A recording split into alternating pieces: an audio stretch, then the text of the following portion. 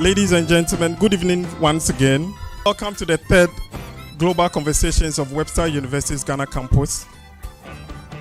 This session is under the theme, Art, Culture, and Africa's Transformation. A global conversation with Professor Ablade Glover.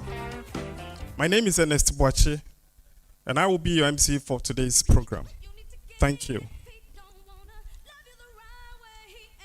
At this point, I'd like to welcome the campus director of Webster Ghana, Director Krista Sanders, to deliver her welcome address.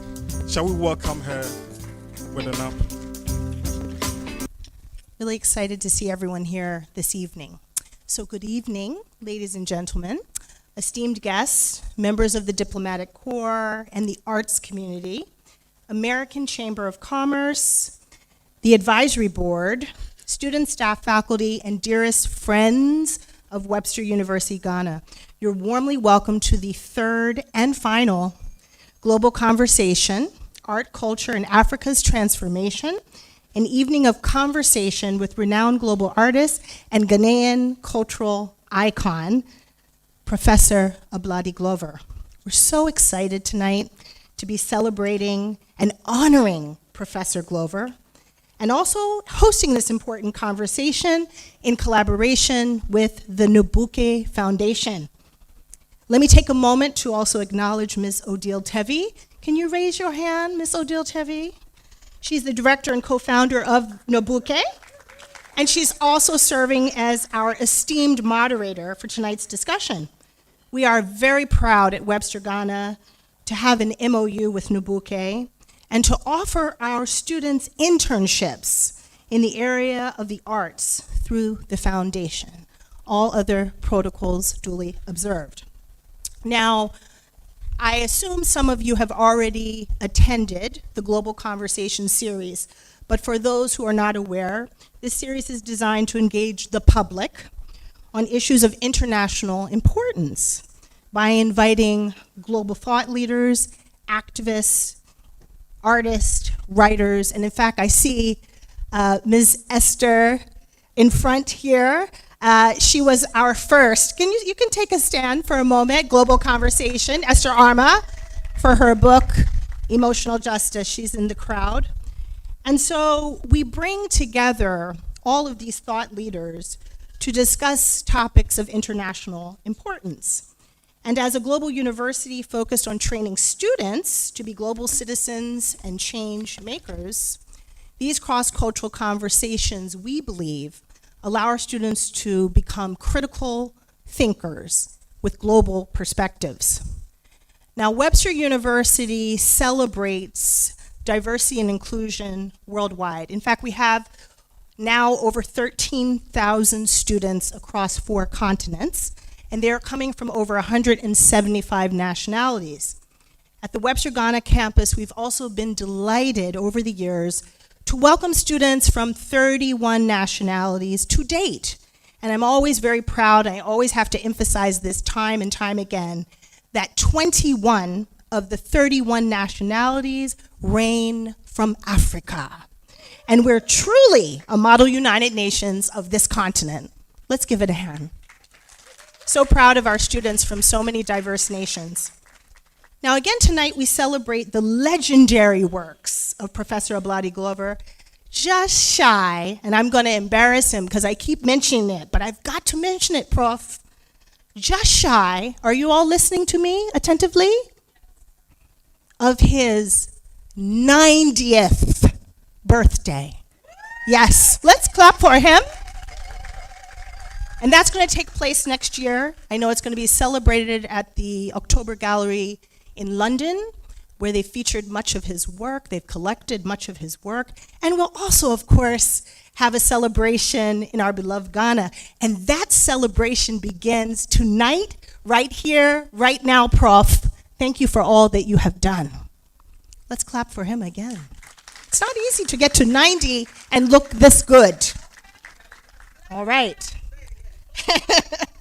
So it's a great milestone. We want to recognize his 9 decades of excellence and global impact through a discussion on his life, contributions in the larger art world, an examination of art and its overall impact on culture and on Africa's development.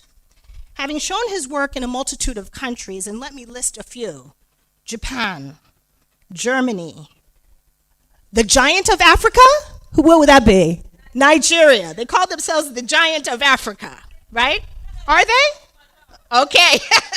France, South Africa, Cote d'Ivoire, the UK, United States, and Spain, and that's just to name a few. Professor Glover has earned numerous accolades that emphasize his significant contributions, not only as an artist, but how fitting to be in the university today, because he's an educator. And he's been an educator within Ghana, West Africa, as well as on the global stage. Now, his art reflects his deep enthusiasm for life, and his richly textured paintings convey the warmth and intensity of our homeland, Ghana, and the West African sub-region. Professor Glover has painted picturesque scenes that have captured the uniqueness of our continent. For example, our bustling marketplaces that are known all over the world, our bustling lorry parks, brightly dressed crowds, vibrant, strong, bold, brilliant market women, and the lively spirit that defines Ghana and Africa as a whole. Now, Prof knows I have been a great admirer of his because we met 20 years ago when I was a young thing coming to Ghana, right, Prof? It was a long time ago, and I visited with him, and I've listened to him, and I think I have something for people when we get to a certain age, the kind of wisdom that they share that we should learn from and appreciate and give them their flowers. His ability to bring artists together, also through the Artist Alliance Gallery, which currently is the largest gallery we have here to date in Ghana. People, it's truly inspirational. And for those of you who have not visited the Artist Alliance Gallery, we encourage you to do so. Furthermore, his leadership of the art department at KNUST for 2 decades has helped produce some of the greatest artists of our times during his tenure there, and this, dear audience, needs to be recognized time and time again.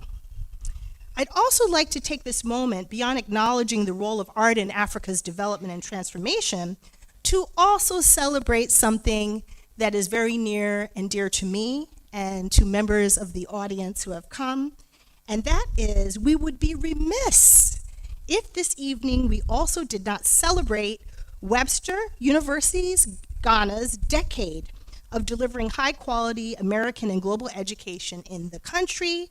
We opened our doors and received accreditation to operate in Ghana back in September of 2013.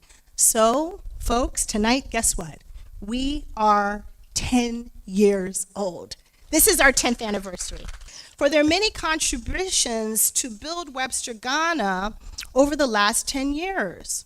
So we're going to invite all of you later to enjoy some cake as we do a cake cutting, to recognize this anniversary, to recognize Professor Glover, to recognize Miss Odile Tevie at 60. Yes, I did say Miss Odile Tevie at 60. I don't know what these people are drinking, but I'm going to start drinking it very soon because they look amazing. We have so much to be thankful for, to be grateful for the Academy, for all of you. So tonight is a night also of celebration. I want to take a final moment also to specifically express my gratitude and my heartfelt appreciation to our MC, Mr. Ernest Boache, who's our esteemed head of library, who helped develop this series, Global Conversations. Now, where is he? Can he stand up for a minute? Mr. Boakye, he is retiring from Webster, Ghana, effective tomorrow. And that's after a dedicated 7 years of service. We wholeheartedly applaud you, as my staff say, Mr. Boakye, for your contributions, and I want to personally congratulate you on this final global conversation. Well done, Ayeko. At last, to the audience, please enjoy what promises to be a stimulating evening of conversation. And I must say it is truly wonderful to be with all of you this evening as we navigate this transformative journey and celebrate the creative spirit of no other than the one and only Professor Ablade Glover. This, again, is our final edition of Global Conversations, of which we are so proud. We started strong, and we will end strong in this finale. Enjoy the evening. Thank you, and welcome once again. Thank you, everyone. Enjoy the evening. Thank you so much, Director Sanders, for your address. We are going to enter into the conversation. But before I invite our moderator and our guest, permit me to read their brief bios. First, Ms. Odile Tevie. Odile Tevie is a director and co-founder of the Nobuki Foundation, a premier visual arts and cultural foundation based in Accra, the capital of Ghana, and with an additional center in Wa Upper West region, which focuses on promoting strip weaving artisans and textile and fiber-based arts practice, beg your pardon. After 10 years working in information technology and finance in the UK, she set up Black Swan, a gallery based in London from the year 2000 to 2005, in an era when there was little representation for art from the continent in the UK. Her gallery represented artists from Ghana, Togo, and Nigeria, including works from Victor Butler, Kofi Setoji, Gabriel Eklu, Seth Clote, and Wiz Kudowo, among others. Under Odile's vision and drive, Nobuki Foundation, set up in the year 2006, has become an internationally acknowledged arts institution whose robust and engaging programming calendar has been seminal in approaching the career of many of the mid-career Ghanaian artists today. Some of the initiatives are Ghana Must Go, and thus has been going on since the year 2016. And it's an incubation co-working platform for young creatives and young Ghanaian artists. In fact, she's a graduate of the University of Ghana with BA Honors in Computer Science and Mathematics. Next is our guest, Professor Ablade Glover. I know Director Sanders said so much about him, and I think that alone qualifies for the bio, but just a little more, okay? Born in 1934 in Accra, Ghana, where he lives and works, Ablade Glover graduated from the Kumasi University of Science and Technology, that is modern-day KNUST, the Central School of Art and Design in London from 1959 to 1962, and the University of Newcastle in Tyne from 1964 to 1965. He continued his studies at the Kent State University, where he obtained a master's degree, and at Ohio State University, where he obtained a PhD in 1974. After his PhD, Professor Ablade Glover taught at the College of Art of Kumasi University until 1998, where he became head of department and dean of the School of Fine Arts. He received the Flagstar Award from the Arts Critic Reviewers of Ghana, that is ACRED. In 1998, he was also honored with the Alumni Award from the African American Institute in New York. He's a permanent member of the Royal Society of Arts in London, featured in the Ask Who is Who, in the Dictionary of Contemporary International Artists, and in the Benezid, which is a reference dictionary of painters and sculptors and engravers from around the world. Professor Glover is a founder of the Artists Alliance Gallery, which took root with a previous gallery he created in the 60s. This gallery, which showcases Prof. Glover's works, also exposes works of other famous artists, such as Owusu Ankuma, George O. Hughes, as well as local handcrafts. In fact, Prof. Glover has carried out both solo and group shows. And thus, as mentioned earlier in the address of Director Sanders, includes shows in London, Canada, Cote d'Ivoire, Switzerland, France, Brazil, Dubai, South Africa, Spain, Morocco, among others.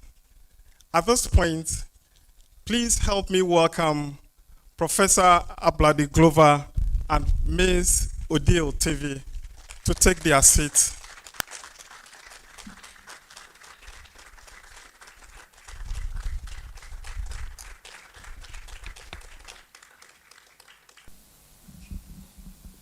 Good evening, everybody, and it's an honor to be here speaking with Prof. We spent so many intimate moments together, but this is the first time I'm actually doing something with him formally. Prof, you're welcome. Thank you. Thank you very much. Thank you. An artist, a gallerist, a teacher, community leader, an ambassador of art for Ghana. Your works are in so many countries worldwide, in collections, in international agencies, UNESCO, the World Bank, Imperial House of Japan. So, with all that, we're not going to go through the long journey of your life, but what I wanted to look at is what changed the trajectory of your career to become a gallerist. So we started off as an artist, but then not very many artists would take on being a gallerist as well as being a practicing artist. So please. Thank you very much, Odile. First, let me say I'm happy to be here, to be invited by Krista. I'm most grateful. I changed course because I was coming into retirement, and I saw I was going to be hungry. If you are a university lecturer and you are comfortable, you have a house, you have everything belonging to university, and they tell you one day that, hey, next year you go. Then you begin to think. And I woke up then. I realized everything around me belonged to the university. So I started thinking. And I realized, since I was still painting, I could come into retirement with painting. But where was I going to sell the work I would be painting? Who would see my work? It would be working in the dark. So the idea of a gallery came into my head. And my wife supported me. My wife was a great supporter. She supported me, and we bravely came out, knowing that we would work together, start a gallery, and the gallery would belong to the artists. That's how we were really sort of saddled with the name Artists Alliance Gallery because we called all the artists and everybody was going to be part of it. We were all going to build an art gallery. But when it came to the point, let's go, and nobody was coming, we realized we had to do it alone. So we came out and we started a small gallery in Nungwa. It failed. It was not failed quite. It was about failing. We saw the traffic. Nobody goes to Nungwa and beyond to Tema and all those places. So we sought property at La Beach. I come from La, so it was not too difficult to get the property. And that is how we landed in Accra. So And, the landscape of, the cultural landscape at the time, why would you be setting up a gallery if there's a system that allows, there's an ecosystem? Was there no ecosystem for artists to show their work? I mean, what is the cultural landscape at that time, and how would you compare that to today, 50 years later? Today, now, let's face it, today any artist, any young man can get up and say, I want to be an artist and I want to paint and earn a living. Yes, today, because there's the Artist Alliance Gallery, and then there are other places that can take an artist and sell your work, begin to sell your work and so on, yes. But during the time I'm talking about, those days were not like these days. To come out and live as a normal life, it wasn't easy. So today is quite different. There is ascendancy, there is some upward trend for the arts. So I think today is okay, yes.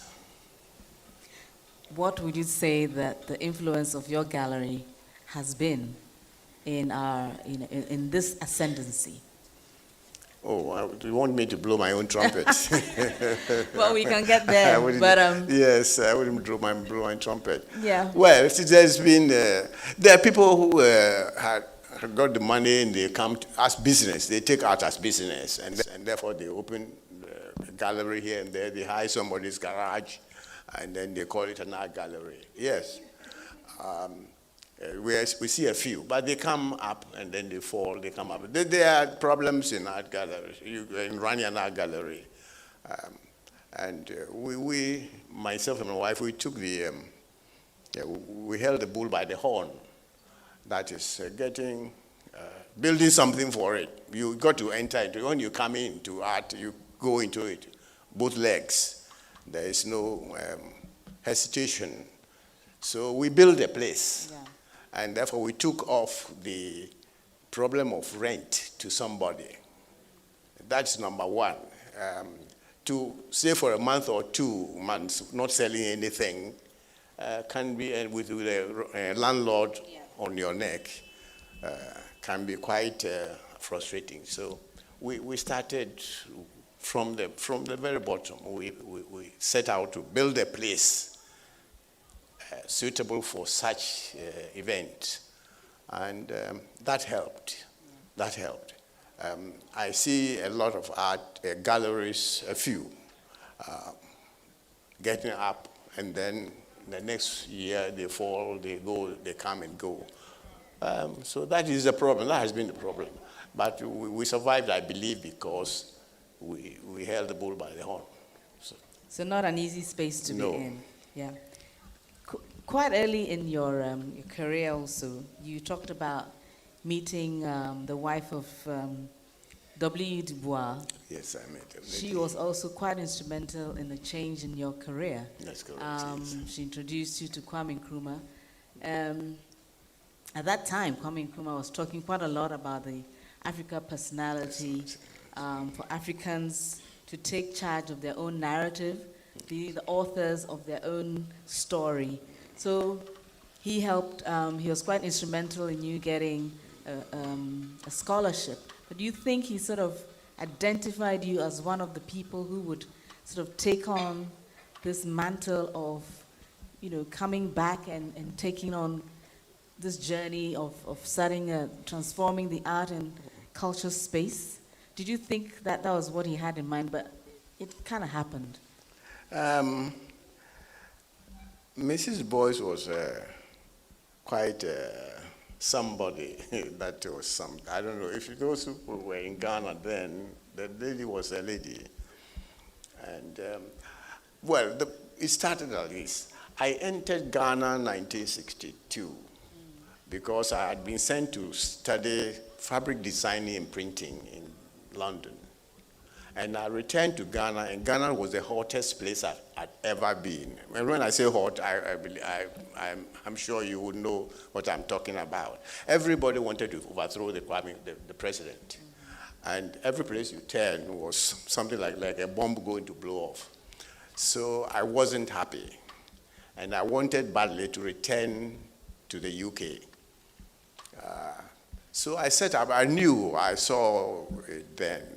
There was no way I could get another scholarship to return to the UK. So I had to find some money myself. I went to the Winneba Specialist College to teach there for a bit. I wasn't happy in Winneba because the place was too quiet, you know. No, I'm quiet myself. Winneba was something else. And so I resigned that job and came to Accra, and I got a job at the Ghana Information Services.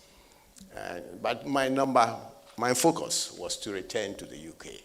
So I had a lot of time then, and I was collecting painting, to have an exhibition. And the main aim of that exhibition was just to collect money, get some money and return to the UK. And after I got quite a collection, I asked the young men I was working with. I was young myself then, of course. But the boys in the studio at the Ghana Information Service, I asked them, who would open this exhibition will bring a lot of people? And they appointed Shelley Du Bois then. She was then the number one person. So I went to her and at the broadcasting place and begged her to open my exhibition for me. She looked at me in a very strange way. I will always remember that because like I was too daring, too forward. But she agreed, but she said, she gave me a condition. I would like to see the work first. So I took her home to La. And when I'm not talking of La Bonnie, I'm talking of Labadi. And that is, we went home, and I hope some of you have never visited a home before in Labadi. So, but she looked around and she looked at my work and she was happy about it and said, yes, I will open the exhibition. So she opened the exhibition. And she asked me then, but what do you want to do? Why do you want to return? Can't you get a job in Ghana? I said, no, I don't want to stay in Ghana. He said, I will offer you a job at the broadcasting. I said, no, thank you. I want to go back to Britain. So after the option, we parted. A couple of weeks later, she sent a driver to come and pick me. And she mentioned to me that she wanted me to meet the president. Now, I'm not sure if you're in Ghana, you were in Ghana then, but in those days, if they say Kwame Nkrumah wants to see you, if he's standing here, you go this way. Everybody was afraid of him. And in Labadi, particularly, because the rumor mongering thing was there, the rumor mill was there. So I was afraid to go. And she saw it, I believe. But she said, don't worry, I'll go with you. I'm going with you. So she mentioned a date. A few days later, she sent the driver again to pick me. We went to see Dr. Kwame Nkrumah. Now, I need to mention this, that it was a big turning for me, because there was this young man, me, myself, I had no money, I had nothing. I come from Labadi, we call it La now, to make it nice a bit, but I accepted to go, and we went to the Flagstaff House then. I was shaking, and we met the secretary to the cabinet, and we introduced ourselves, and then he said, oh yes, the president is expecting you, so come this way. So we went somewhere and we were given a seat. And then there's this nice man. He wasn't like a monster or anything, but he came and he said, Shirley the boys mentioned, oh, this is the young man I told you about. That's what the first time I got the impression, so people are talking about me. And he said, how are you? I hear you want to go back to Britain. And I said, yes. And I said, he said, oh, it has all been worked out. Now, that's bad news. It has all been worked out. I do not quite get that, what has been worked out. In those days, the rumor-mongering thing. But I sat there. So they said a few words, and then we were given to Mr. Okon to tell us what next. And he mentioned that the letter is there. I should pick the letter and go to Scholarship Secretariat. And that's how it happened that I returned to the UK. But you came back. I came back. Now, my body I can't handle cold too much. Right. So, though I always wanted to go back, but just to study and come back. Right. I never went. So immediately I finished Newcastle. I was in Newcastle. I came to London to stay, and I met the ambassador, Ghana's ambassador in the UK, and he invited me to dinner or lunch or something like that. Then we was also asking, why are you hanging around here? What are you doing? Why don't you go back? And I told him then that until I get a job, proper job, I will not return to Ghana. They said, what job do you want to do? And I said, I want to go to the university. And he said, oh, leave it with me. A couple of weeks later, I was sent for to the embassy. And then this man gave me a note that he's got a job for me, and would I accept it? You are going back to Ghana. That was the turning. So I got a job and returned to Ghana. And that changed everything for my perception, my thinking, everything about it. I returned to Ghana in 1965. And unfortunately, the Nkrumah then was about 1966. Yes. So yes, I consider Mrs. Du Bois as the turning point. Yes. So you were teaching from 1965 until 1965 to 1964. 29 years exactly, but I was forced to do another 1 year because I had taken a sabbatical leave, which right. So they had their rules. It's fair to say that you were very instrumental in art teaching at the time. Yes. It influenced the career of several artists who are still practicing today. Yes. The careers of many teachers, yes. Gallerists.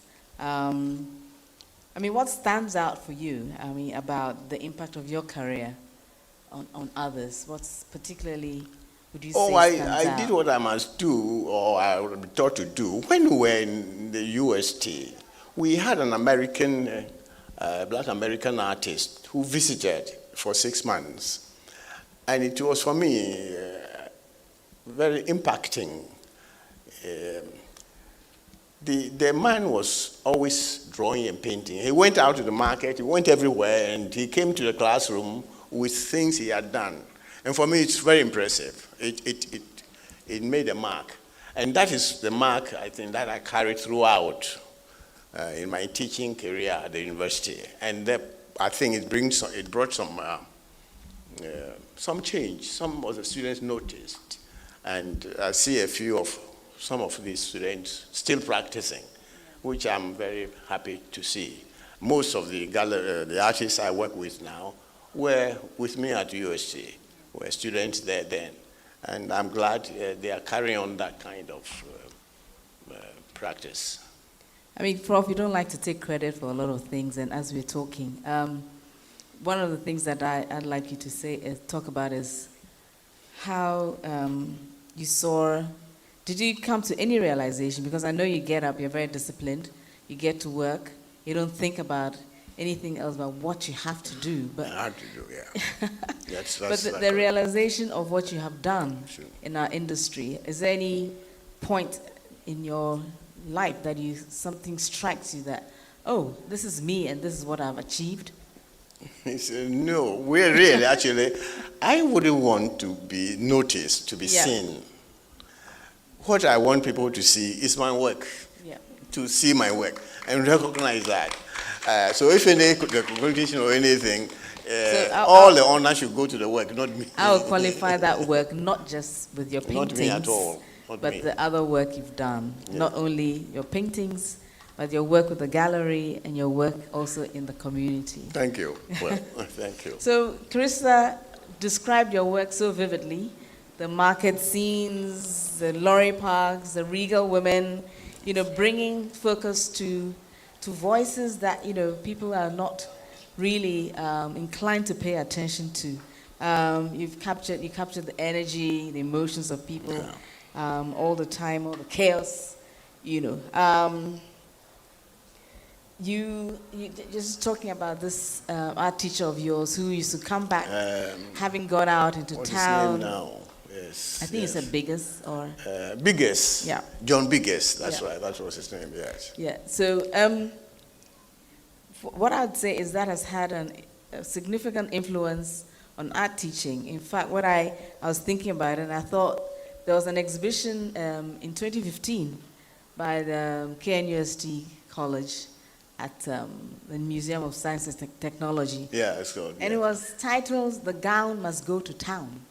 That's right. Because it's about what do we do if we're artists. We are not supposed to be sitting indoors and painting still life, but we should go out there, see what life is about. That's right. And I think you started doing that already by capturing all these everyday scenes. Everyday scenes, but scenes that talk.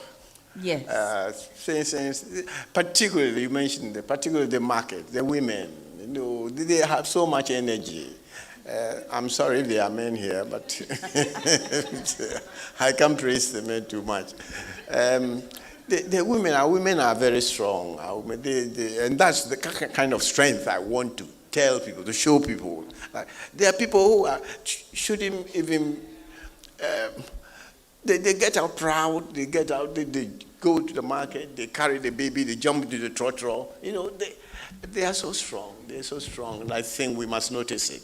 We must notice it. And thank you so much. So yes, I bring this that impressed me within the society. I bring out, yes. So that takes me to one style of your works, which is the regal woman, poised, standing out, with this stance which is so regal. Regal, either way. And I think, for me, I'm not sure whether she reminds me of your mother, but when I speak to you and you talk about your mother, I kind of see your mother in this poised woman, very elegant, and you talk about the discipline that your mother had taught you, and I see you still living that, getting up very early in the morning. That's correct. Going into your studio, coming into the gallery, going to the community at 1 o'clock religiously. You just talked about, how you honor women, and I'd like to thank you for that as well. The role of women on society is very, very important, and thank you for acknowledging that in your work as well. I'm not going to ask you, what more you want to say about your mother or the role of women in your life. My mother is the greatest human being that ever lived. My mother is a wonderful woman. My mother is a woman. We were 10. One girl out, and 9 boys, and we were being raised at what do you call it? Atupai. I don't know if you know Accra well. Atupai, Saraga Market area. That's where we were being raised. And if I remember, it's rather sad. We were running around the tower. There's a tower there in front of the market. And the evenings like this, we did very bad things. We did very bad things. But then my mother and my sister, they were in the market working. And I think she noticed it.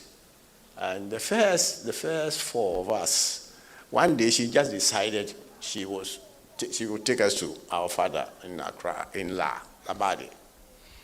So that's what she did. One day she just put a cloth around our necks. Hey, and she took us to the man and said, hey, a boy must raise boys, not men. So that's what happened. And she left us there. But she made sure we had no need. We had no need. Food was too plenty. Everything was provided from Accra, from her, And as for my father, he couldn't even understand children, So as soon as we got to the boarding school age, sent us to boarding school. Yes. And so we were raised in La Salem.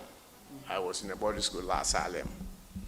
And that is how it all started, But yes, that woman was different. So I think it's fair to say that she's left that woman was different. An indelible print on you. Yes. 3 women, let me mention them all. 3 women had come into my life. 3. There was, number 1 is my mother. Number 2, who were at Tech, who were taught by an English woman, Mary Kirby.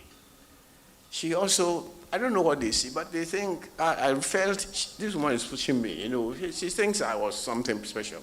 And she was pushing me. She said, oh, you can enter my school. She was teaching in London before. So she put all my things together. I sent to the central school. And she brought me a note that I had been admitted. Now, to get admission in London for a boy like that, it was great, but there was no way I could go to Britain until the scholarship came, and then I could use it. And then, of course, Mrs. Du Bois came also into my life. So the women were all pushing me towards something. And I'm glad, maybe Providence, somebody's up there. Somebody's up there. So we need to thank all these 3 women for leaving and this indelible print on you. My which wife we are all was enjoying. Yes. My wife was something. So 4 women. My wife was something. Yes. She cemented it all. She brought it all. She cemented it all. Because it was traumatic leaving Kumasi, not knowing where to go. Right. I knew where I would go, but having nothing. We came out of Kumasi having nothing, absolutely nothing. And she had to go to stay with my mother-in-law, actually my auntie-in-law, because she was staying there. And I had to sleep in little hotels around La. But she encouraged me. I thought she would discourage me, but she would rather encourage me. Hey, we'll build a house. We'll do this. We'll do that. We'll do that. And I thought that was great. Good to have a great person around you.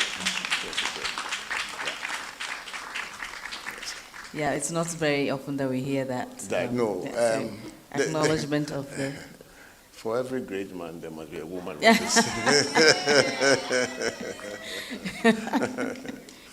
What about other influences? I mean, your peers... We spoke about your peers and Nigerian artists or some of the other artists on the continent. I started seeing what you call peers when I got to Tech. Right. I got on well with some of them. But I must say that some were too academic for me. I imagined, or that's because of my background, my training, my background, that An artist must be an artist. First and foremost, you must be seen as an artist. If you draw, you paint, whatever you do, it must be done. And but the university compound, that's the environment, it was to be academic, Dr. Mr. Way, Dr. So-so-and-so, Professor so-and-so. And the people carried around them that air of the doctor and professors. So they were not inclined to enter studios or be dirty. And my love for that didn't make me good friends. I think that's a rare breed. It's a rare breed. Yeah, maybe it's another thing, another person. Like, Yeah, I didn't belong to the university myself. So, yes. But otherwise, I enjoyed it. We drank a lot. We spent a lot of time. No, the staff club was the place. Normally, when you're in the classroom, you're looking at the time. 12 o'clock, you run to the staff club, and you drink until you fall. So that was the thing. Either you're drinking in the staff club or what else. So that one I learned to do. I'm sorry. But And I know you have a bottle of Gulda waiting for you when you get home. Yes. I learned to drink at Tech. Indeed, Nkrumah to spoil us. He was paying us too much money when we were in Britain. So we had a lot of money on us to drink, to learn to drink.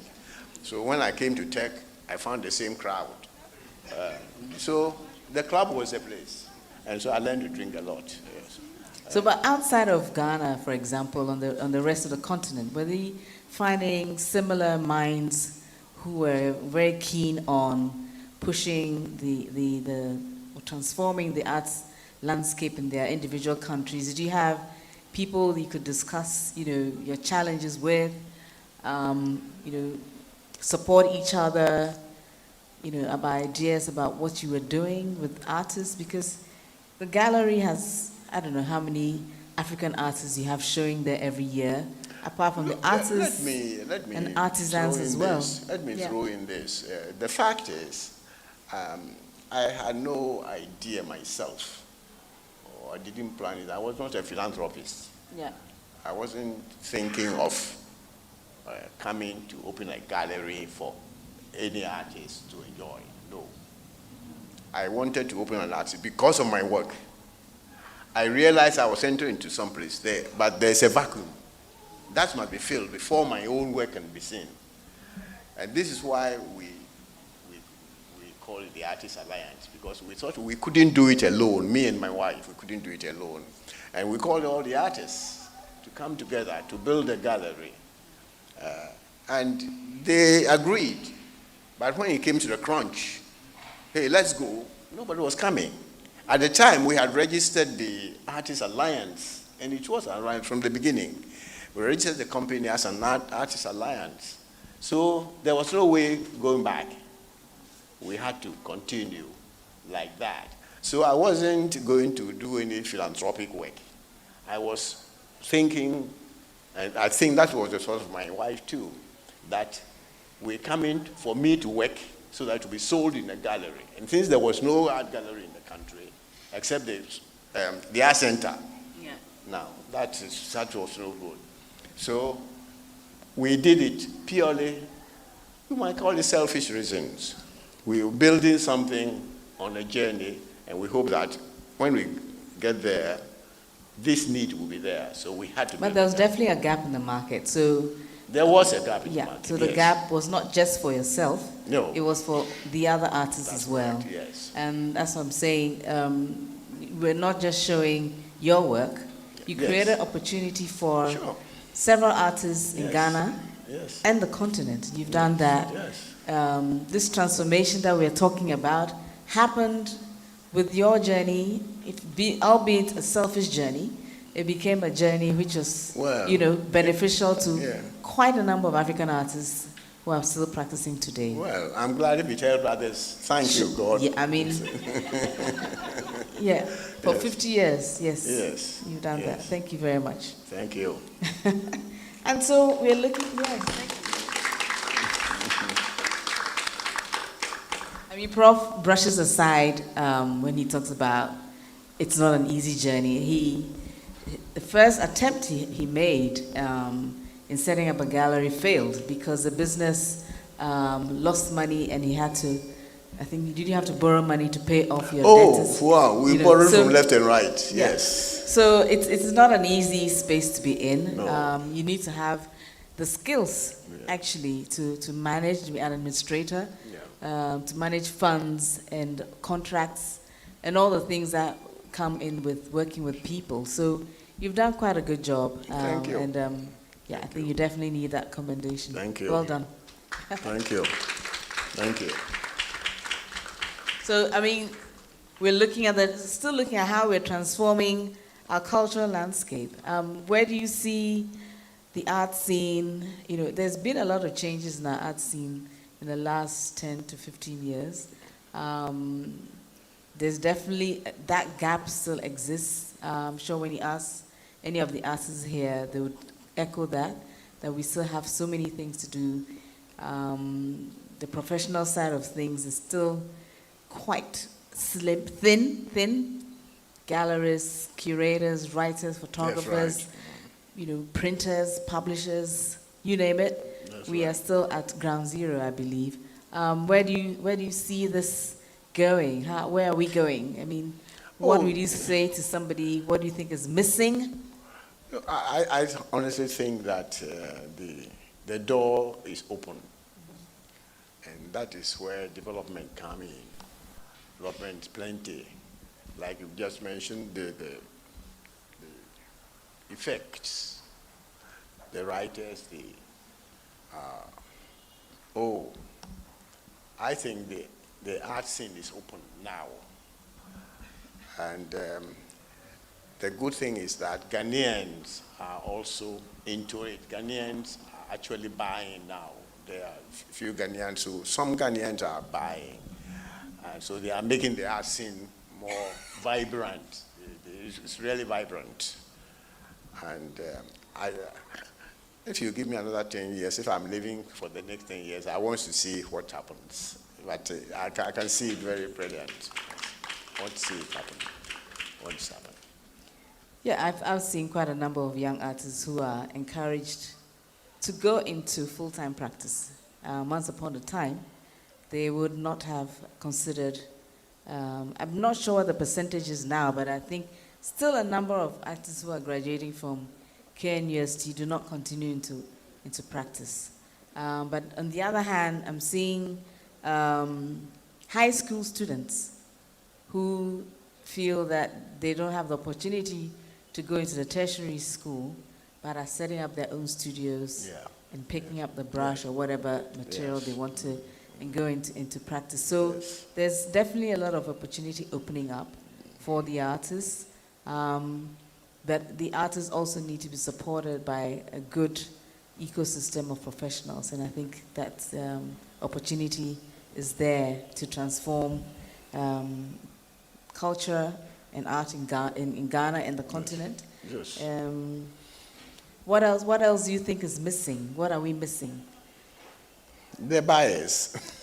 You're right. The buyers. Very the right. The patronage. Yes. Patronage. Yes. We need to pick pictures, well, not paintings, but pictures of our fathers and grandfathers from the walls of our sitting rooms and put paintings, the things around us, of paintings and things like that, and sculpture and things. People's experience of the life around them, that's the artists. We must begin to enjoy them. We must begin to enjoy them, yes. Otherwise, it's all useless. So I think patronage is a thing. Yeah. Patronage thing. Patronage in buying and patronage in philanthropy, in supporting institutions. Yes. Yes. Yeah, researchers as well. Sure. Yeah. As Krista said, next year is a big year coming up. Yeah. You've been working. I'm working. Working. I'm You're working. still working. And that is totally, totally impressive. Yes. For many people, I think they're not able to fathom how you're able to do it, but I think that is an example for many. Thank you. Where you have a focus and you're still sort of following that focus and working at it. And I think that is something that is commendable, not just for yourself, but for our industry, for our country, actually, for people to learn that if you want something, you have to work for it, and so I'd like to thank you very much for leading that example for us. Thank you. Thank you. Because you're working towards 2 exhibitions next year, and that is massive. Yes. It's not a very easy feat. So putting in work for that, and you are also spending a lot of time with your community. That is also very dear to your heart. That's correct. Yes. So you're an all-rounder, and everything that you do, you're doing at 100%, and that is really something that we should all learn from. I think we try to cut corners. Thank you. Thank you very much. Thank you. Yes, I'm looking forward to next year. I'm looking forward to next year when I'll spend my 90, and then I would retire then. So I asked you earlier the meaning of your name, and you told me Ablade means the noble one. The noble so one, yes. For all of you who are here, thank you, Prof, the noble one. And we'll wrap up now and open up the floor for any questions.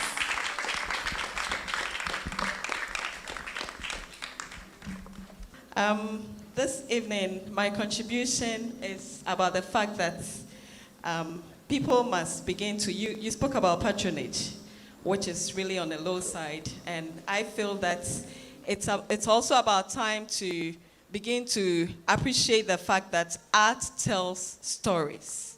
And so for that matter, we can be keeping an artwork to tell our traditions, our happenings every day, so that the little ones, even if they do not see it through pictures that we take in the ordinary day life, they would be able to appreciate from that viewpoint and fit into the culture that we have. Thank you. Good evening. Good evening. I'm Padiki. I'm Sharon Dede Paddy, and I'm an artist, not a trained artist, but an inborn artist.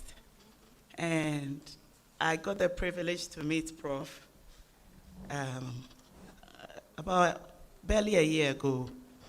And he's really been very supportive. But as you were talking, you spoke about opening galleries, failing, bias being the problem associated with the gallery opening. I wanted to ask, in relation to your development, when at that time you were able to get the Ghana government and the president, if I may say, himself, to help you get to where you are today. Looking at our present condition and our current situation now, how do you think the government can help we, the artists who are working ahead of day and night, and someone like me who have been able to open a gallery to move forward in the business? Thank you. Thank you for your concern.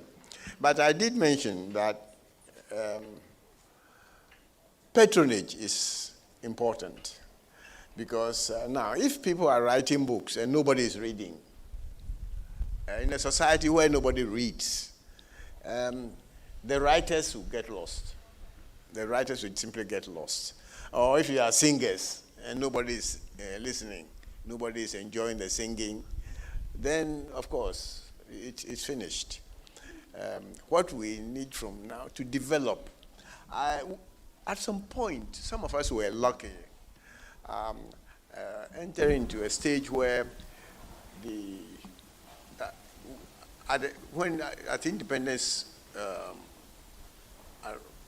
the Kwame Nkrumah set up that thing they call the Accelerated Development Plan. And it was to pick young men, anybody. So really, I was nobody. My parents, they're nobodies.